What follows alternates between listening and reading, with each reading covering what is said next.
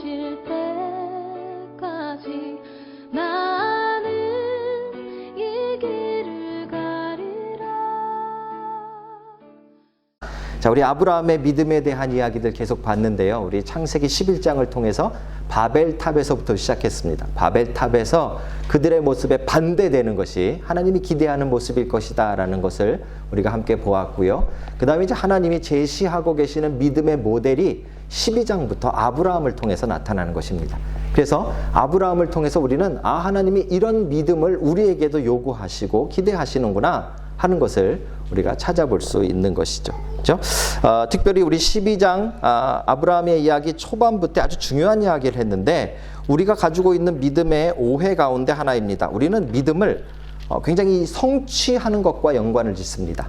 그죠? 그래서 믿음을 굉장히 성취적인 것이라고 생각합니다. 다시 말씀드리면 어떤 목표를 세워놓고 남들이 이루지 못할 어떤 대단한 것을 정해놓고 그것을 이루고야만은 힘, 이것이 믿음이라는 생각을 가지고 있습니다. 사실은 굉장히 잘못된 생각입니다. 그죠? 물론 목표를 정하시는 것도 아주 중요한 일이죠. 그럼 목표를 위해서 열심히 뛰시는 것도 중요합니다. 하지만 그게 되고 안 되고가 여러분들 믿음의 양에 따라서 되고 안 되고가 정해지는 것이 아니다 하는 이야기를 나눴습니다. 오히려 믿음은 관계적인 것입니다. 그렇죠? 아브라함이 어디로 가야 할지도 모르고 갔다는 거 굉장히 중요합니다. 목표가 일시 간 것이 아닙니다. 하나님이 가라 하니까 간 것입니다. 그 이야기는 무엇인가 하면 그가 가는 길이 가시밭길이든 돌짝밭이든 뭐 황금길이든 간에 그 길이 바뀌는 것이 믿음이 아니라는 거죠. 길은 바뀌는 것이 믿음이 아닙니다. 우린 자꾸 그 길을 바꾸려고 그럽니다. 그래서 하나님 이 길을 이렇게 바꿔주십시오. 내 인생의 길을 이렇게 변화시켜 주십시오 하고 거기에 믿음을 쓰려고 하는데 그거하고는 상관이 없습니다. 그죠?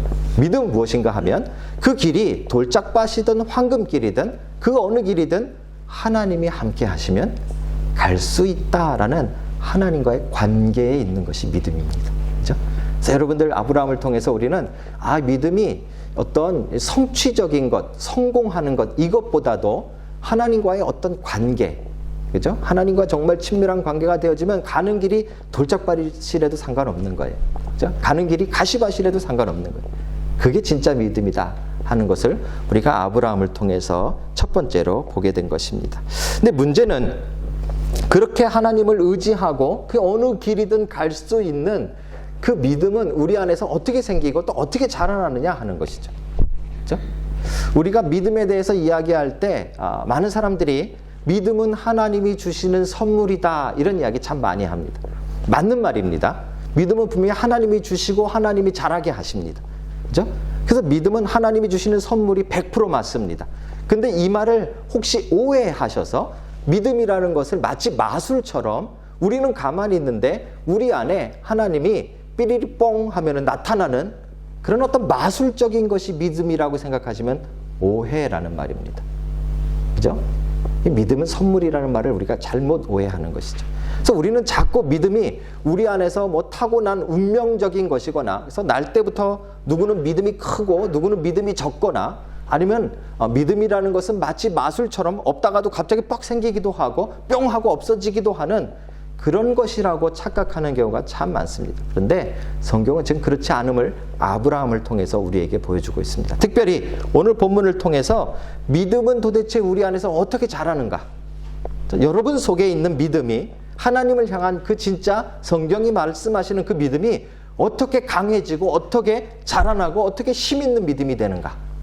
세상을 이기는 믿음으로까지 그게 커지는가 하는 것을 아브라함을 통해서 하나님이 우리에게 말씀하고 계십니다. 오늘 여러분들에게 이 말씀을 듣는 가운데 여러분들의 믿음이 크고 능력 있게 자라나기를 주님의 이름으로 축복합니다. 결국 여러분들이 아브라함처럼 세상을 이기는 놀라운 믿음의 자녀들이 다 되시기를 다시 한번 주님의 이름으로 축복합니다. 자, 우리 한번 말씀을 통해서 보실까요? 아브라함의 믿음을 하나님이 어떻게 자라나게 하셨는가? 아브라함도 타고날 때부터 믿음이 그렇게 컸던 것은 아닙니다. 아브라함의 처음 믿음은 하나님께서 하란에서 떠나 그 내게 지시할 땅으로 가라, 보일 땅으로 가라 하셨을 때 따라간 것입니다. 이거 굉장히 대단한 믿음이기도 하지만 굉장히 순수하고 작은 믿음입니다. 근데 나중에는 이 믿음이 어느 정도로 대단해지는가 하면 100살이 넘어 얻은 그 하나밖에 없는 아들을 하나님 앞에 아낌없이 드릴 만한 믿음으로 엄청나게 변화가 된다는 거. 그죠? 이 믿음이 자랐다는 것이죠. 어떻게 믿음이 자랐는가? 아브라함의 인생을 통해서 우리가 하나하나 살펴보도록 하겠습니다. 여러분 먼저 10절을 보시면요. 아브라함이 그 땅에 기근이 들었으므로 이렇게 시작합니다. 그 땅이 어디입니까? 여러분 하란을 떠나서 어디로 갈지 모르지만 원래 가려고 했던 가나안 쪽으로 갔습니다. 그리고 가나안에 도착하자 이제 하나님께서 서 있는 그 땅을 말씀하시면서 이 땅이 네가 서 있는 그 땅이 내가 내 후손들에게 주리라 라고 약속하시죠. 그죠? 그래서 맨 처음에 하나님이 하란을 떠나기 전에 또는 갈대아 우르를 떠나기 전에 약속하셨던 땅을 주시겠다라는 그 약속이 이제 가나안 땅에 딱 섰을 때 여기가 바로 그 땅이구나 이걸 알게 되어지는 겁니다. 이게 되게 중요합니다. 우리가 모르고 가는 길입니다. 믿음은. 그죠? 여러분의 인생이 나중에 어떻게 될지 모른다는 말입니다. 자꾸 그거 알려고 애쓰지 마세요. 우리 자꾸 뭐 점쟁이 찾아가고 운수 보고 막 이래가지고 앞길이 어떻게 될까 그거 알아봤자 별 도움이 안 됩니다. 우리는 몰라도 가는 겁니다. 왜요? 하나님이 함께 하시니까. 그래서 가나안까지 온 겁니다. 그러고 났더니 그 땅을 바로 하나님이 주시는 땅이라고 약속의 땅이라고 하나님이 말씀하신 것이죠. 그래서 이제 거기서 살기 시작합니다. 아브라함이 살기 시작했을 때 그의 삶에 아마 힘들었을 것입니다. 이민 생활을 시작한 거죠. 그죠? 아마 우리가 하는 이민 생활보다 더 심각했을 것입니다. 그 당시의 상황은 백도 없고 가족도 없고 뭐 친척 아비집을 다 떠났으니까 그의 삶은 진짜 힘들었을 것입니다. 그때만 해도 힘센 사람이 전부 다입니다. 그죠? 누가 언제 치고 들어올지도 모르는 그런 상황 속에서 이민 생활을 시작하는 것이죠. 그죠? 거기서 아브라함이 한 것은 무엇인가 하면 12장 8절에 보시면 거기서 베델 동쪽 산으로 옮겨 장막을 치니 서쪽은 베델이요 동쪽은 아이라 그가 그곳에서 여호와께 제단을 쌓고 여호와의 이름을 부르더니 되게 중요하죠. 그죠? 이게 언제 나왔습니까? 여호와의 이름을 불렀던 것이 맨 처음에 어디에서 나왔죠? 창세기에 가인에게서 나왔죠? 셋에게서 나왔죠. 저랑 처음 만난 사람처럼 다들 셋의 자손들이 비로소 여호와의 이름을 부르기 시작했지 않습니까? 그렇죠? 하나님의 자녀들의 특징을 보여주는 것이죠. 신앙의 삶을 살았다는 것입니다. 아브라함은 지금 처음 간 그 가나안 땅이라는 곳에서도 어떻게 살았는가 하면 여호와의 이름을 부르는 신앙적인 믿음의 삶을 살기 시작했다는 것이죠. 그렇죠? 그런데 오늘 10절에 그 땅에 기근이 들었으므로 흉년이 들고 기근이 들어서 먹을 것이 없는 상황이 됐다는 것입니다. 여러분 열심히 믿는데 이런 일이 있을까요? 우리는 어려움이 생기면 항상 뭐 잘못했으니까 하나님이 야단치는 거라고만 생각합니다. 물론 그러실 때도 있습니다. 그런데 열심히 신앙생활하고 열심히 믿는데도 어려움은 있다 없다? 있다. 이게 정확하게 아셔야 됩니다. 열심히 믿어도 어려움은 있다 없다? 있다. 오늘 보세요. 지금 여호와의 이름을 부르고 하나님이 원하시는 땅에서 하나님이 원하시는 모습으로 살고 있지만 그 땅에 뭐가 생겼어요? 기근이 임하니라. 어려움이 왔다는 말입니다. 환난이 왔다는 말입니다. 여러분 아브라함은 이제 이 환난을 경험하게 되어지고 이 환난을 피하기 위해서 한 가지 결정을 내리는데 그것이 10절에 나와 있는 대로 애굽으로 이사하기로 결정하는 것입니다. 어떻게 보면 많은 사람들이 이 부분이 굉장히 믿음 없는 결정이라고 말합니다. 왜냐하면 하나님이 약속하신 땅이 그 땅인데 지금 먹을 것이 없다고 그 땅을 떠나서 먹을 것 있는 땅으로 가는 것이 믿음 없는 모습이라고 말하죠. 근데 놀라운 사실은 여러분과 저도 아마 똑같을 것입니다. 가족들이 다 굶어 죽게 생겼는데 여러분 계속 버티겠습니까? 만약에 웰링턴을 하나님이 여러분에게 약속의 땅이라고 웰링턴을 주셨는데 그럴 리는 없지만 주셨는데 여러분 웰링턴에서 먹을 것이 없다고 갑자기 오클랜드로 옮겨가는 그런 사람 믿음 없다고 우리 생각하잖아요. 근데 막상 우리가 경험하면 다 그런단 말이죠. 아브라함도 지금 이 환난을 피하기 위해서 먹을 것이 있는 애굽으로 옮겨가는 것입니다. 여러분 애굽으로 옮겨가는 이 모습을 한번 쭉 보시면 애굽은 그 당시에 굉장히 강력한 나라였고 그 나일강 하류 쪽으로 굉장히 비옥한 옥토가 많았습니다. 아주 좋은 땅이 많았습니다. 그래서 거기는 농사가 늘 풍부했습니다. 그래서 웬만한 데에 기근이 와도 애굽만큼은 먹을 것이 좀 많았던 것 같습니다. 그래서 좀 풍성한 곳으로 먹을 것이 있는 곳으로 기근을 피해서 지금 가게 되어지는 것이죠. 그런데 결론적으로 말씀드리면요. 여기서 지금 아브라함이 가는 것은 애굽에서 살라고 가는 것은 아닙니다. 결국 13장에 와 보시면 다시 이 13장 3절에 보시면 그가 네게부에서부터 길을 떠나 베델에 이르러 베델과 아이 사이 곧 전에 장막 쳤던 곳에 이르니 이렇게 설명하죠.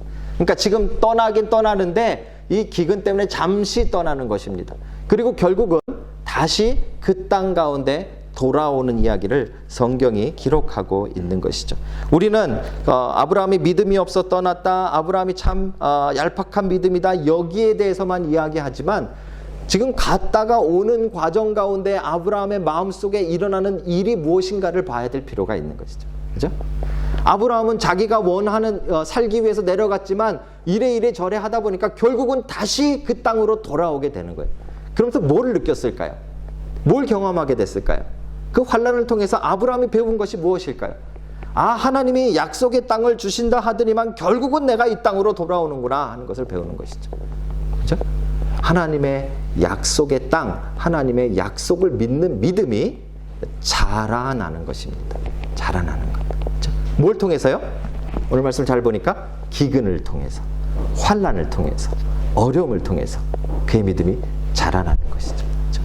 우리는 환난은 우리에게 없어야 될 것이라고만 생각하고 환난은 우리에게 필요 없는 것이라고만 생각하지만 성경은 그렇게 이야기하고 있지 않습니다. 성경은 환난을 통해서 우리가 믿음이 성장하고 환난을 통해서 우리가 하나님을 경험하고 환난을 통해서 우리가 하나님과 더 가까워지고 있다는 사실을 설명해 주고 있는 것이죠.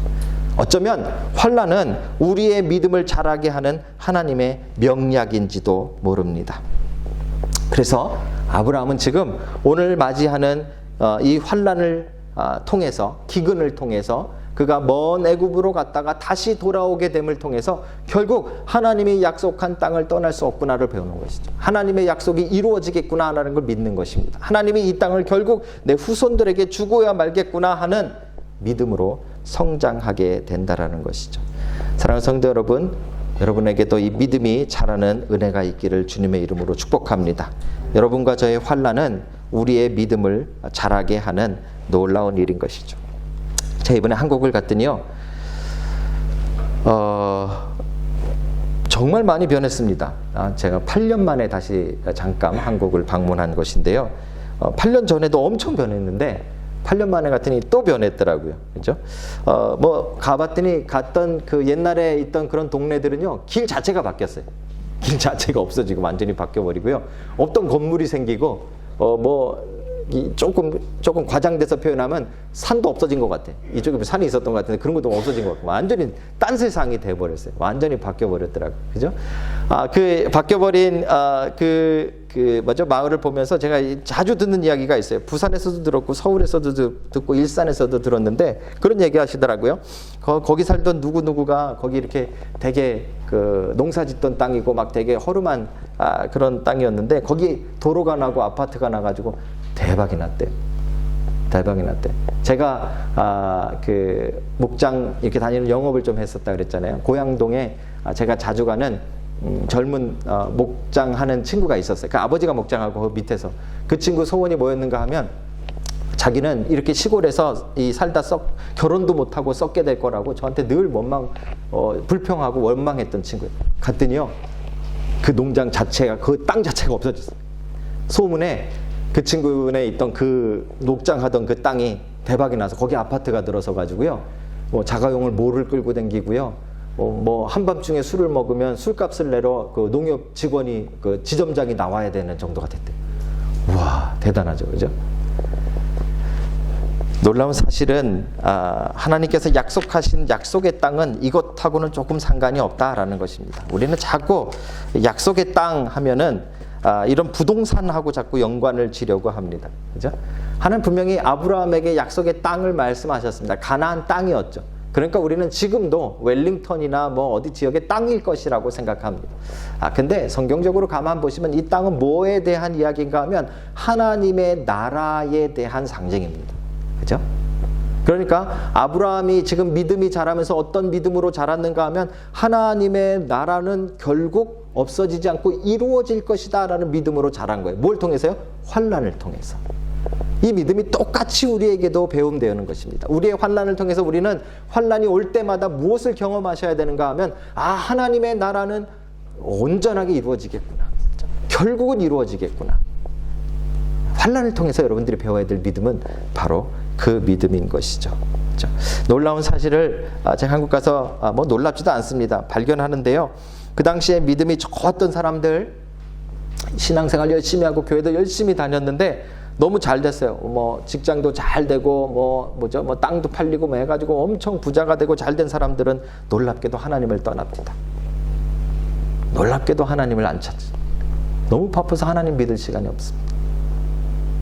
그런데 그 당시에 정말 비실비실했던 분들, 환난을 겪고 고난을 겪었던 그런 분들 나중에 보니까 열심히 믿고 계신 거죠. 아마 여러분 주변에도 많을걸요. 그죠? 환난은 우리의 믿음을 성장시킵니다. 하나님의 나라에 대한 꿈을 강하게 만들어주는 것이죠. 사랑하는 성도 여러분, 여러분의 인생은 풍년입니까? 기근입니까? 여러분의 영적인 상태는 풍성함입니까? 어려움입니까? 우리는 어려움은 우리에게서 없어지고 겪지 말아야 될 일들이라고만 오해하고 계시진 않습니까?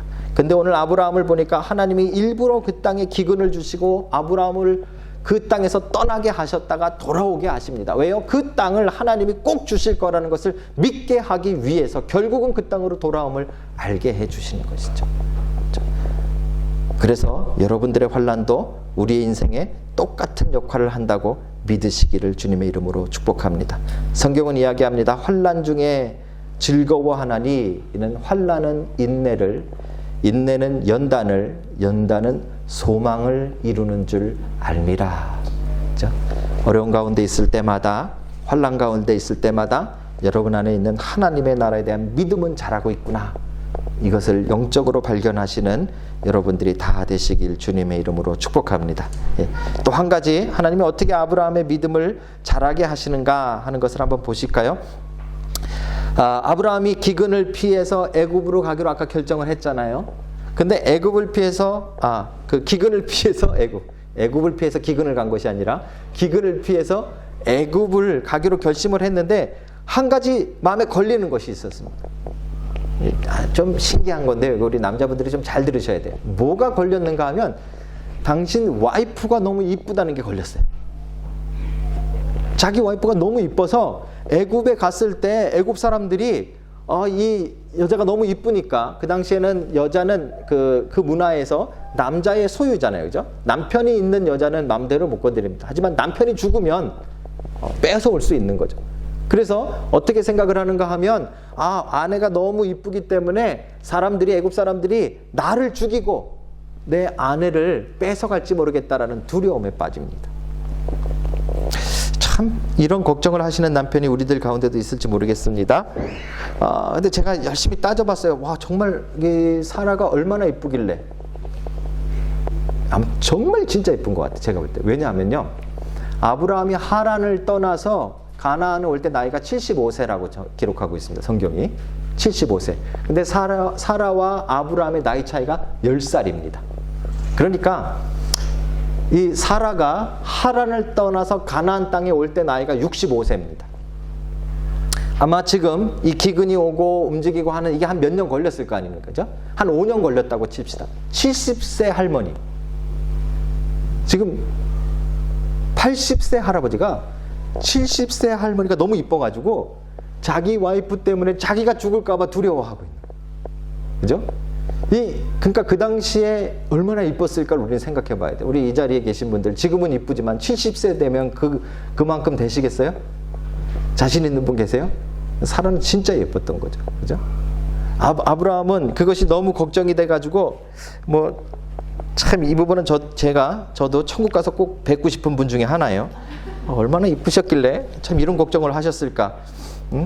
남편이 좀 괜한 걱정을 한 것은 아닌가 하고 생각을 하기도 했는데 실제로 뒤에 말씀을 보시면 진짜 애굽에 내려갔는데 난리가 났어요. 70세 할머니를 보고 난리가 났어요. 너무 이쁘다고 막 소문이 나가지고 어느 정도로 소문이 났는가 하면 애굽의 바로 왕의 측근들, 왕의 관리들까지도 그 소문을 들은 거예요.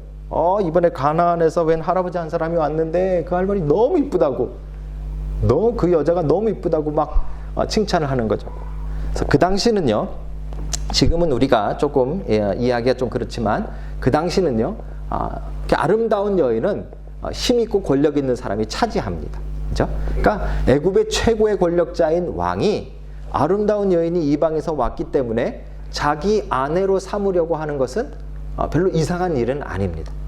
게다가 아브라함이 내려오기 전에 그것이 걱정돼서 자기 아내를 불러다가 뭐라고 이야기하는가 하면, 거기 가거든 혹시 사람들이 날 죽이고 널 뺏을 수도 모르니까 너를 나하고 누이 동생이라고 말해라, 이렇게 가르친 거예요.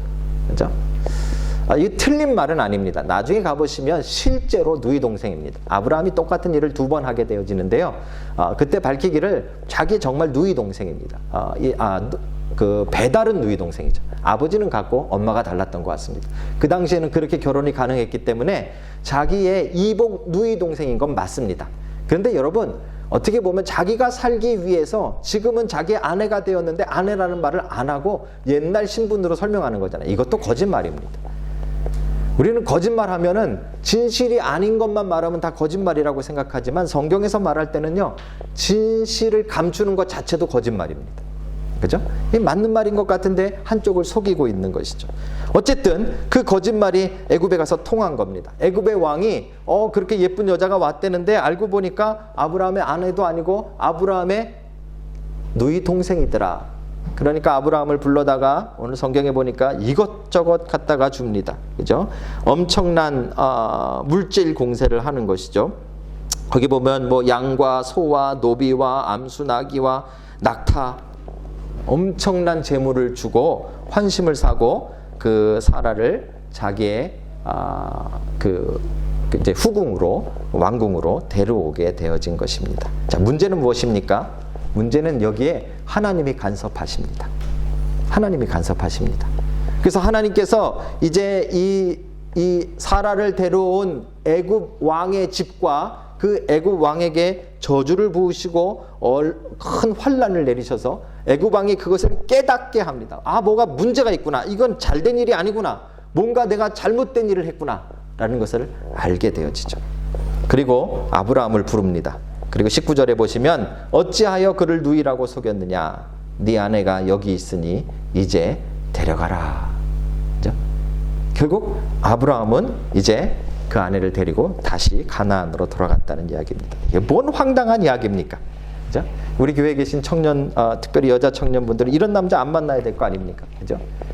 이런 남자 뭐가 문제죠? 자기 아내를 지키지 못하는 남편으로서 실패한 남자죠. 그죠? 남편으로서 볼 때는 빵점짜리입니다. 지금 자기 목숨 살자고 자기 아내를 팔아먹은 그런 아주 파렴치한 인간이죠. 어떻게 보면 그 당시에도 그렇게 훌륭한 남편감은 아니라고 저는 믿습니다. 실패한 아브라함의 모습을 성경이 기록하고 있는 것이죠. 그런데 여러분, 여기에 놀라운 사실이 하나 있습니다. 아브라함이 무엇을 배웠을까요? 아까처럼요, 우리가 무조건 아브라함을 비판하기보다 아브라함이 이것을 통해서 무엇을 배웠을까 우리가 상상해 봐야죠. 그렇죠? 아브라함은 분명히 내가 내 아내를 포기하고 나는 실패했는데, 남편으로 실패하고 가정에 실패한 사람이 되었는데 하나님이 그 아내를 돌려주셨어요. 하나님이 직접 간섭하셔서 그 아내를 돌려주셨어요. 왜 그랬을까요? 아내가 이뻐서? 왜 그랬을까요? 그 이유는 하나님께서 맨 처음에 12장에 아브라함을 만났을 때 하나님이 아브라함에게 약속할 때, 첫째는 내가 내게 지시할 땅, 그 땅을 주시겠다고 약속했고, 두 번째는 무엇이었죠? 자손들을 주시겠다고 약속했죠. 그 당시에 아내는 사라밖에 없었습니다. 그죠? 그러니까 자손을 주시면 누구에게 통해서 줘야 됩니까? 사라를 통해서 주셔야 돼요. 그런데 지금 이 사라를 뺏기게 된 것이에요. 이게 됩니까? 안 됩니까? 뭐가 문제가 생기죠? 하나님의 약속에 문제가 생기는 거예요. 하나님은 그래서 다시 사라를 되찾아서 하나님이 간섭하시고 놀라운 일을 통해서 사라를 다시 아브라함에게 보내주시는 거예요. 왜요? 아직 하나님이 약속하신 자손이 그 사이에서 태어나지 않았기 때문에, 하나님의 약속이 계속되어져야 되기 때문에 그런 것이죠. 결국 아브라함은 뭘 믿게 되는가요? 하나님이 사라를 구해주셨구나, 이것만 생각하는 게 아닙니다. 뭘 생각하는 거예요? 하나님이 사라를 지키셔서 결국은 후손을 주시겠다는 약속을 이루시겠구나, 이 믿음이 생기는 것이죠. 그렇죠? 그래서 자기의 실패를 통해서 뭐가 자라는 거예요? 믿음이 자라나는 것입니다. 이게 바로 하나님이 쓰시는 두 번째 우리의 믿음을 자라게 하시는 방법입니다. 인생의 실패를 통해서 하나님은 우리의 믿음이 자라게 하십니다. 우리는 실패를 두려워하고 실패하면 망친 것이라고 생각하지만 하나님은 그렇게 보지 않습니다. 우리의 실패를 통해서 얼마든지 우리의 믿음이 자라고 우리의 믿음이 강해지게끔 하나님은 하실 수 있는 분이라는 것이죠. 여러분의 인생의 실패를 경험해 보셨습니까? 여러분의 인생의 실패를 경험할 때마다 우리는 이 실패가 우리 인생에 정말 쓸모없는 것이라고, 다시는 하지 말아야 될 것이라고 생각하죠. 하지만 그 실패는 하나님이 쓰시는 놀라운 믿음을 키우는 도구라는 사실을 우리는 기억해야 하는 것입니다. 혹시 여러분 인생에 여러 가지 실패가 있으시거든 거기서 좌절하지 마시고 여러분의 믿음이 어떻게 크는지를 보시길 주님의 이름으로 축복합니다. 우리 남편으로 실패하는 사람 많더라고요. 그죠? 가정에 실패하는 사람도 많더라고요. 사업에 실패하는 사람은 더 많더라고요. 직장에 실패하는 사람도 있더라고요. 그죠? 교회에 실패하는 사람도 있고. 근데 여러분, 실패가 우리의 믿음이 자랄 수 있는 또 하나의 기회라는 사실을 놓치지 않는 여러분 되시길 주님의 이름으로 축복합니다. 실패를 실패로 끝나지 않고 믿음이 자라는 하나님의 은혜의 통로로 삼는 믿음의 자녀들이, 아브라함 같은 여러분들이 다 되시기를 주님의 이름으로 축복합니다. 마지막으로요, 하나님이 어떻게 또 아브라함의 믿음을 자라게 하시는가 하는 것을 한번 볼까요? 저는 사실 이 아브라함 요 부분의 이야기를 들을 때마다 뭐가 생각나는가 하면 한국의 가족 사기단, 꽃뱀 사기단 이런 거 생각이 납니다. 왜냐하면 아내의 미모를 통해서 결국은 이 사람이 맨 결론적으로 보면 엄청난 이득을 챙기는 사람이 되어져 버렸습니다. 13장인데요. 여러분 주보에는 없지만 13장 제가 읽어드릴게요. 13장 1, 2, 3절입니다.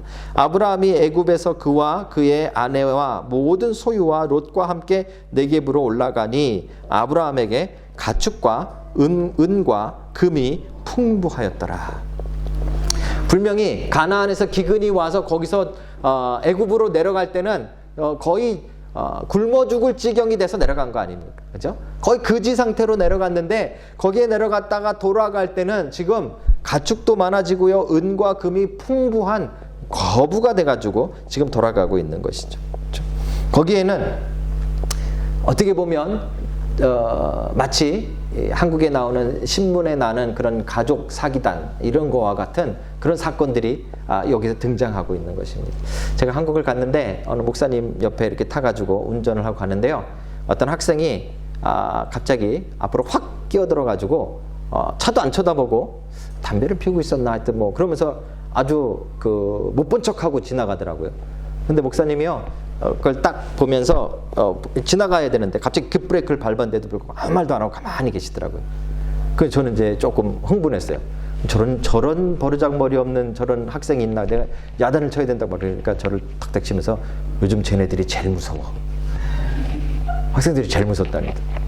어느 정도로 무서운가 여러분 신문에 나온 거 오래전에 보셨죠? 이 가출한 학생들이요, 가출 패밀리를 만듭니다. 가출 패미라고 부르는데, 그래가지고요 그 어린 여학생이 원조 교재 신청자 뭐 이런 걸 인터넷으로 남자를 하나 꼬십니다. 그리고 여관에 들어갑니다. 여관이나 뭐 이런 호텔 같은 데 들어갑니다. 그리고 자기 패밀리인 오빠들에게 자기 호씨를 가르쳐 줍니다. 그러면 이제 적당한 타이밍을 맞춰서 그 방을 이제 쳐들어가는 거죠. 이 고등학생들이 쳐들어가는 겁니다. 쳐들어가서 거기에 원조 교재 때문에 들어가 있는 남자를 붙잡아 놓고 현장을 잡은 거니까 뭐 카드를 뺏고 매를 때리고 뭐 며칠간 차에 싣고 다니면서 돈을 뺏은 경우들이 많죠. 신고도 못 합니다. 자기가 잘못한 것이 있으니까. 그죠? 이게 한국에 한참 유행했던 청소년들의 가출 패밀리들이 했던 꽃뱀 사기단. 그죠? 이거하고 올 아브라함하고는 뭐가 조금 다른 점이 있습니다. 뭐가 다르냐면 이 사기단들은 굉장히 계획적이고 대담합니다. 아까 말씀드렸듯이 애들이 겁이 없어요. 깜짝 놀랐습니다. 웬만한 차는 차로 여기지도 않아요. 우리 같으면 차가 갑자기 급정거하고 그러면 한 번이라도 쳐다보겠구만, 쳐다도 안 보고 딱 이렇게 하고 지나가는. 그죠? 대담합니다. 근데 여러분, 아브라함은 어땠을까요? 아브라함은 어떻게 겉으로 보면 마치 이런 사기단과 비슷한 현상이 나타났습니다. 근데 아브라함은 사실 사기를 친 것이 아닙니다. 왜냐하면 아브라함이 지금 하게 된 모든 동기는 뭐에 비롯되었는가 하면 두려움에서 시작됐기 때문에. 그렇죠? 애굽으로 내려가는 것 자체가 두려웠어요. 내려가자니 또 자기 아내가 예쁜 게 두려웠어요. 가서 거기 사람들이 자기를 죽일까 봐 두려웠어요. 그죠? 내려가기 전에도 굶어 죽을까 봐 두려웠어요. 이 두려움, 자기의 연약함만 가지고 아브라함은 지금 자기 일을 하나하나 하고 있었는데, 놀랍게도 그 연약함이 지나갈수록 아브라함은 뭐가 자랐는가 하면 믿음이 자랐다는 사실입니다. 이게 참 희한한 일입니다. 그죠? 우리가 세고 강한 줄로 알고 우리의 믿음이 되게 센 줄로 생각하고 있으면 우리의 믿음은 자라고 있지 않습니다. 우리의 믿음은 언제 자라는가 하면 우리의 연약함이 발견될 때 하나님의 존재하심, 하나님의 역사하심, 하나님의 실존하심이 나타나고 우리는 그 앞에서 믿음이 자라는 것입니다. 믿음은 나에 대한 확신이 아니라고 몇 번 말씀을 드렸습니다. 우리는 자꾸 믿음을 내 확신 또는 자기 뭐라 그러죠? 최면 상태 뭐 이런 거 하고 믿음을 자꾸 연관지으십니다. 그게 아닙니다. 믿습니다 한다고 믿음이 커지는 게 아니라는 말이에요. 믿음은 하나님과의 관계 속에 있는 것이죠. 그분이 나를 어떻게 지키실 것인가? 그분이 나를 어떻게 인도하실 것인가? 그분이 나를 어떻게 대해줄 것인가? 이게 믿음인 것이죠. 그렇죠? 그래서 그 믿음은 우리의 연약함을 통해서만 자랍니다. 우리가 연약하고 우리가 할 수 없을 때마다 우리는 하나님이 하시는 것을 발견하게 되는 것이죠. 그래서 믿음이 자라는 것입니다. 오늘 아브라함은 어땠는지 아십니까? 아브라함은 지금 내려가 가지고요. 그 애굽에 있는 사람들, 대단한 사람, 그 당시에 애굽의 왕이라면 최고의 힘을 가지고 있는, 그죠? 그리고 그 세상은 힘이 지배하는 세상입니다. 마음에 드는 여자가 있으면 남편을 죽이고서라도 뺏는 그런 세상 아닙니까? 그죠? 그 속에서 아브라함은 아무것도 할 수 없는 그런 연약한 존재였습니다. 거짓말밖에는 못하는 거예요. 그죠? 얼마나 비겁합니까? 얼마나 연약합니까? 그런데 하나님이 약속하셨던 약속은 무엇인지 아십니까? 12장에 초반에 이야기하실 때 3절에 보시면 2절 마지막부터요. 너는 복이 될지라 이렇게 약속하셨어요. 그 연약한 아브라함에게 너는 복이 될지라 이렇게 말씀하셨어요. 그 복이 된다라는 말은 무엇인가 하면 너를 축복하는 자에게 내가 복을 내리고 너를 저주하는 자에게 내가 저주하리니 땅의 모든 족속이 너로 말미암아 복을 얻을 것이라 하신지라. 물론 이것은 나중에 예수 그리스도와 연관돼서 아주 놀라운 은혜로운 말씀이 되어집니다. 하지만 실제로 이 상태의 아브라함에게도 아주 놀라운 약속의 말씀이 되는 것이죠. 지금은 아주 힘도 없고 연약해서 애굽에 내려갈 때 두려워 죽을지도 모른다고 생각했던 이 아브라함에게 하나님이 너는 복이 될지라 하고 너에게 저주하는 자는 내가 저주하고 너에게 복을 주는 자는 나도 복을 내리라라고 약속하신 그 말씀대로 지금 아브라함의 아내를 빼앗았던 최고의 권력자인 애굽의 왕이 지금 저주 가운데 떨어지고 곤란한 가운데 떨어져요. 왜요? 아브라함의 아내를 빼앗았기 때문에. 아브라함에게 어떻게 하느냐에 따라서 세상은 복을 받기도 하고 저주를 받기도 하는 것이죠. 아브라함은 그 하나님의 약속을 다시금 믿음으로 믿게 되어지는 것입니다. 사랑하는 성도 여러분, 하나님은 오늘도 우리에게 같은 약속을 하십니다. 그죠? 하나님의 나라를 약속하시고요. 그죠? 예수 그리스도를 우리에게 약속하시고요. 우리가 복이 될지다라고 약속하십니다. 여러분들의 인생이 이 세상에 이 세상을 보시면 정말 세상은 힘이 지배하지 않습니까? 그죠? 이 세상 속에서 여러분들의 인생은 정말 연약하고 아무것도 아닌 그런 인생이지만 여러분의 인생을 통해서 하나님이 세상을 복주기도 하고 저주하기도 한다는 사실을 우리는 분명하게 믿으셔야 됩니다. 아브라함은 이렇게 연약한 믿음에서 아주 강력한 믿음으로 바뀌어집니다. 나중엔 어느 정도로 강력해집니까? 14장에 가시면 왕들과 싸움을 합니다. 왕들과 싸워서 자기의 빼앗긴 롯, 잡아간 롯을 구출해오는 놀라운 일을 하죠. 얼마나 담대해졌습니까? 얼마나 강해졌습니까? 그러니까 처음부터 이렇게 강했던 것이 아니라 이 연약한 모습, 자기 아내도 하나 지키지 못해가지고 두려워 떨었던 이 연약함에서부터 그 믿음을 하나님이 강하게 자라게 하셨기 때문에 그런 것입니다. 여러분의 믿음도 이렇게 자라나시길 주님의 이름으로 축복합니다. 제가 한국 갔다 왔으니까 한국 갔다는 얘기 많이 해야죠. 그죠? 한국 갔더니요. 참 다시는 한국 가서 못 살겠다는 생각을 하고 돌아왔습니다. 뭐 먹고 사는 거야 뭐 마찬가지겠죠. 그런데요, 공항에 내려가지고 전철을 타고 서울역에서 누굴 만나기로 해서 서울역을 가는데요. 이제 이 캐리어 하나 끌고 가방 하나 메고 나름대로 저는 이 동네에서 멋있게 입었다고 생각했는데 거기 갔더니 얼마나 촌스러운지 이 날씨하고도 안 맞고 그러니까 드르르 끌면서 전철을 탔는데 사람이요. 어휴, 아직도 그렇게 한국에 사람이 많이 살대요. 옛날에도 그랬는데 아마 이 웰링턴에서 1년치 볼 사람들을 한 2시간에 다 보는 것 같아요. 막 사람들이 정신없이 왔다 갔다. 그렇죠? 서울역도 완전히 바뀌어버리고요. 거기 완전 빌딩들은요. 어이구, 어떻게 그렇게 금방금방들 짓는지. 저 빌딩이 아파트인데 누구네 집에 갔는데요. 눈이 내려요. 한번 눈이 내렸어요. 그래서 오늘 눈이 내리다 보다 그랬더니요. 아니 눈은 그 위에 층만 내린대. 밑에 내려가면 비로 바뀐대. 얼마나 높으면. 그죠? 대단한 세상을 제가 보고 왔어요. 그러니까 거기에 제 모습을 딱 비춰보니까 처음엔 모르고 그렇게 끌고 다녔는데 사람들이 자꾸 쳐다봐서 왜 쳐다보나 좀 생각을 해봤더니 촌스러운 거예요. 촌티 나는 거예요. 그죠? 여러분, 아브라함도 그랬고요. 우리 인생이 그렇습니다. 우리 인생이 이 세상 가운데서 정말 여러분들이 학벌이 좋고 뭐 패션 감각이 좋고 뭐 다 좋고 다 좋은데요. 이 세상의 원리로 따지면 우리 그리스도인들은 참 촌스러운 거예요. 그렇죠? 연약한 거예요. 어떻게 보면 참 보잘것없는 거예요. 한국에 가니까요. 우리 아내가 오늘 아침에 그런 얘기를 하더라고요. 한국은 여보 직장생활 중심이지 이렇게 말하더라고요. 근데 제가 보니까요. 직장생활 중심이 아니에요. 돈 중심이에요. 만약에 집에 있는데 돈 많이 준다고 하면 다 집에 앉아 있을 거예요. 그렇죠?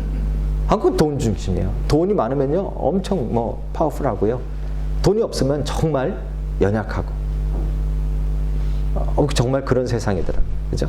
그 세상 속에서 우리는 살아가고 물론 우리 그래도 돈이 여기 다 거지들만 계신 건 아니니까 다 어느 정도 다 경제적이 있으시고 하죠. 하지만 여러분 이 세상 속에서 우리는 연약한 존재예요. 그죠? 우리가 연약한 것을 우리가 알고 인정해야 돼요. 왜요? 가장 연약할 때 하나님이 간섭하시죠. 그죠? 가장 연합할 때 하나님이 함께 하시는 거죠. 애굽에 가서 이 아브라함이 절실하게 느낀 것은 내가 촌놈이구나. 정말 나 아무것도 아니구나. 정말 나 가나안에서 온 정말 가난한 자구나. 난 정말 여기서 할 수 있는 게 아무것도 없구나. 와이프도 하나 못 지키는구나. 그렇게 연약할 때 하나님이 역사하시는 거예요. 자, 그때 믿음이 자라나는 것입니다. 하나님은 그래서 우리의 연약함을 통해서 우리의 믿음을 자라가게 하십니다. 사랑하는 성도 여러분, 여러분의 연약함에 절망하시거나 여러분들의 연약함에 답답함을 느끼신 적이 있으십니까? 여러분의 연약함에 역사하시는 하나님을 볼 수 있기를 주님의 이름으로 축복합니다. 자, 우리가 연약할 때, 우리가 가장 낮을 때 하나님의 역사는 크고 놀라우다는 사실을 여러분 믿음의 눈으로 볼 수 있는 여러분 다 되시길 주님의 이름으로 축복합니다. 말씀을 맺기를 원합니다. 여러분, 믿음은 그냥 하루아침에 뿅 하고 우리 안에 생겨나는 그런 것이 아닙니다. 우리의 믿음은 다 처음에 보잘것없습니다. 근데 하나님은 우리의 믿음을 자라게 하십니다. 그렇죠? 하나님이 우리의 믿음을 컨트롤해 가지고 성장하게 하십니다. 어떻게 해요? 환난을 통해서 하십니다. 그렇죠? 환난을 통해서 어려움을 겪을 때마다 우리의 믿음은 하나님 앞에 더 자라나는 것입니다. 이 문제를 해결할 수 있는 하나님밖에 없구나. 그렇죠? 이 답답한 이 어려움들, 이 환난들 하나님밖에는 건질 분이 없구나. 그렇게 믿음이 자라게 되는 것이죠. 또 하나님은 우리의 믿음을 어떻게 자라게 하십니까? 우리의 실패를 통해서 자라게 하십니다. 남편에 실패하고 가정에 실패하고 사업에 실패하고 우리 인생을 살다 보면 실패를 얼마나 많이 합니까? 그런데 그렇게 실패할 때마다 하나님께서 역사하시고 간섭하셔서 하나님이 인도하고 계심을 보여주시는 거예요. 너는 실패해? 내가 끌고 간다. 너 또 실패했니? 내가 끌고 간다. 여러분 그 은혜들을, 그 믿음을 여러분들 마음속에 발견하시길 주님의 이름으로 축복합니다. 또요, 어떨 때 우리의 믿음이 자라나게 하십니까? 우리의 연약할 때, 우리가 이 세상 가운데 아무것도 아니구나, 그럼에도 불구하고 하나님이 날 사랑하셔서 이 아무것도 아닌 존재를 위해서 예수 그리스도를 십자가에 달아 돌아가게 하시며 사랑하셨구나. 그렇죠? 이렇게 연약할 때 하나님의 능력이 강하구나. 이렇게 연약할 때 우리 하나님은 정말 큰 힘이시구나. 이걸 발견하게 하시고 우리의 믿음이 자라게 하십니다. 오늘 여러분들 안에 이 환난과 실패와 연약함을 통해서 아브라함처럼 강하고 세상을 이기는 믿음으로 자라나는 은혜가 있기를 주님의 이름으로 축복합니다.